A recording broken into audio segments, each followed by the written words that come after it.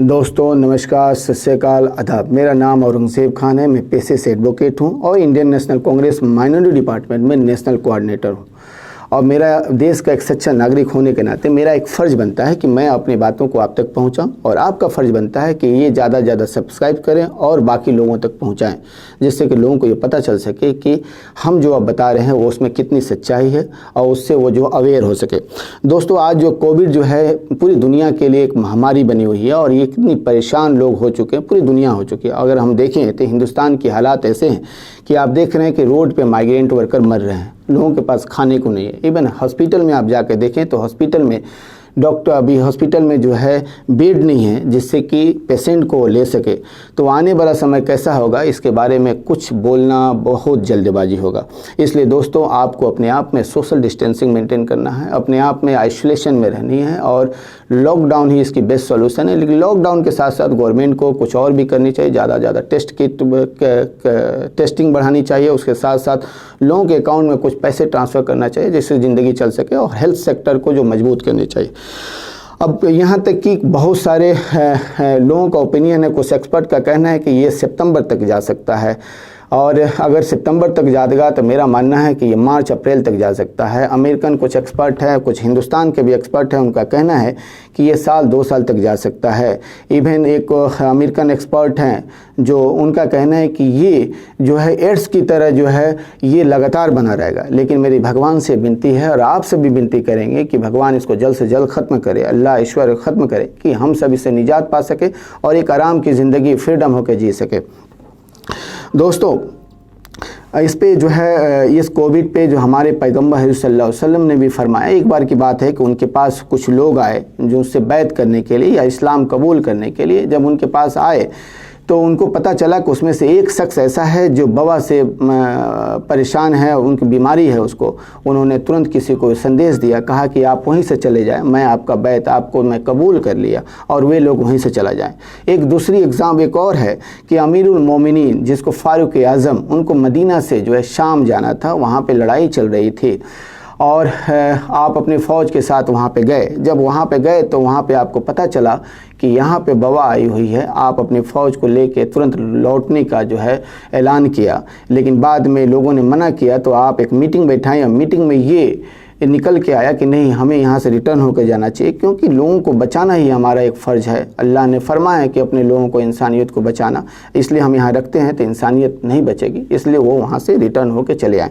तो आप सोच सकते हो कि आपका इस्लाम आपके बारे में क्या कहता है। तो आप भी को भी सोशल डिस्टेंसिंग को मेंटेन करनी चाहिए। अब बात आती है ईद की।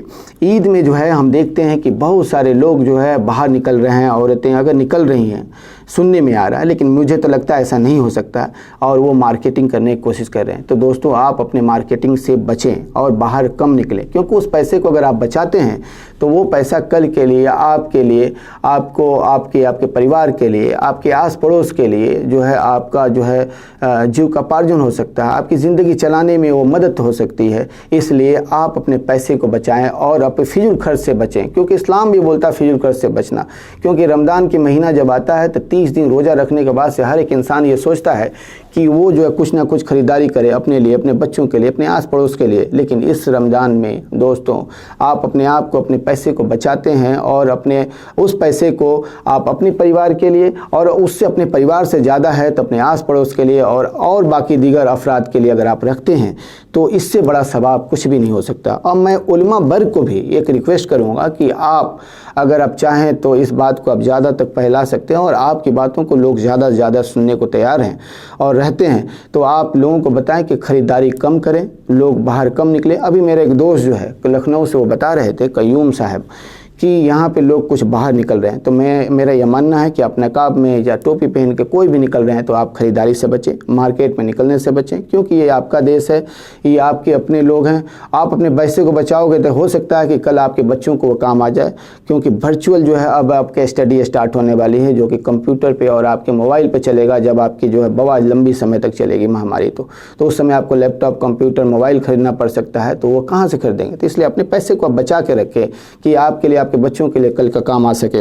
अगर हम देखें तो गवर्नमेंट भी इस समय टोटली फेल्योर है। अगर गवर्नमेंट को देखो तो पूरे माइग्रेंट वर्कर परेशान हैं, पूरे लोग परेशान हैं, कोई डिस्ट्रीब्यूशन नहीं है, कुछ भी नहीं है, उनके अकाउंट में कुछ पैसे नहीं है। यहाँ तक कि बार बार रिक्वेस्ट कर रहे हैं, उसके बाद भी नहीं कर रहे। कल सीतारमन ने ये डिक्लेयर भी कर दिया कि 8.5 लाख करोड़ रुपया जो है लिक्विडिटी इन्फ्यूजन जो RBI के थ्रू है, और बाकी 11 लाख करोड़ रुपया जो है, और बाकी जो पैसे हैं वो पैसे जो है हम टोटल जो है लोन दे रहे हैं, यानी लोन मेला, लोन में हम डिफरेंट फंड के रूप में उसको हम देंगे। तो बचता है 1 लाख करोड़ रुपया। 1 लाख करोड़ रुपया में केवल 65,000 करोड़ रुपया जो है उन्होंने जो है कोविड के लिए निकाला, और 40,000 करोड़ रुपया जो मनरेगा के लिए निकाला, जो कि केवल 37 दिन का जो है उनका केवल वो चल सकता 8 करोड़ लोगों के लिए। तो अगर हम देखें तो गवर्नमेंट हमारे लिए कुछ करने को तैयार नहीं है, और गवर्नमेंट कर भी नहीं रही है। इसलिए आप अगर अपने आप को नहीं बचाएंगे तो आप भी मरेंगे, आपके पड़ोस भी मरेगा, आपके बच्चे भी मरेंगे।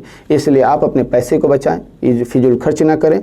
और मुस्लिम भाइयों से नहीं, अपने गैर मुस्लिम भाइयों से भी कहूँगा कि आप भी अगर फालतू में फिजूल में खर्च करते हैं तो उसे आप बचाएं, और आपके आस पड़ोस में जो भाई हैं उन्हें भी समझाएं कि इस तरह के खर्च से बचें, जिससे कि वो अपनी लड़ाई कल के लिए लड़ सके। क्योंकि गवर्नमेंट आपके लिए कुछ भी करने जा रही है, क्योंकि गवर्नमेंट आपके अकाउंट में कुछ फंड नहीं ट्रांसफ़र करने जा रही है। इसलिए आप अगर नहीं करेंगे तो आप मरने के लिए तैयार हैं। आप मरेंगे, हम मरेंगे, बाकी भी मरेंगे।